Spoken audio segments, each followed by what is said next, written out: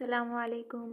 आज की हमारी वीडियो है रमज़ान स्पेशल शामी कबाब के बारे में। तो चलें ये शुरू करते हैं। सबसे पहले आपने ले लेनी है चना दाल, उसको आपने भिगो के रख लेना है कम से कम 2 घंटे के लिए। उसके अंदर चिकन डालेंगे, गार्लिक और हरी मिर्च डालेंगे और बड़े साइज़ के 2 प्याज आपने कट करके डाल देने हैं। स्पाइसेस में आपने ले लेना है नमक, लाल मिर्च, हल्दी पाउडर, ज़ीरा मसाला और शामी कबाब मसाला, वो आपने इसके अंदर ऐड कर देना है एज़ रिगार्ड योर टेस्ट।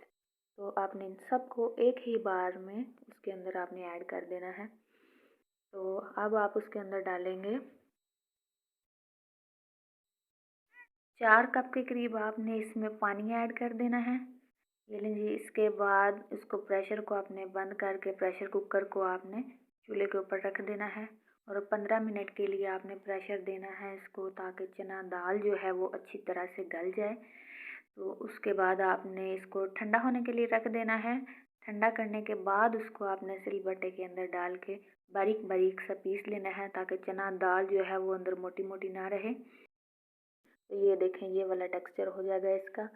एक अदद अंडा आपने उसके अंदर ऐड कर देना है। तो रोज़ रोज़ जो अंडा ऊपर कोटिंग करने के लिए आपको नहीं तोड़ना पड़ेगा। एक ही बार आप मिक्सचर के अंदर अंडे को आप ऐड करके अच्छी तरह से हाथों के साथ उसको मिक्स कर लेंगे, ताकि आप इसको बनाकर सेव कर लें, फ्रिज के अंदर रख लें और जब आपको ज़रूरत पड़े तब आप शामी कबाब बनाकर क्या करेंगे, सिर्फ फ्राई करेंगे आप।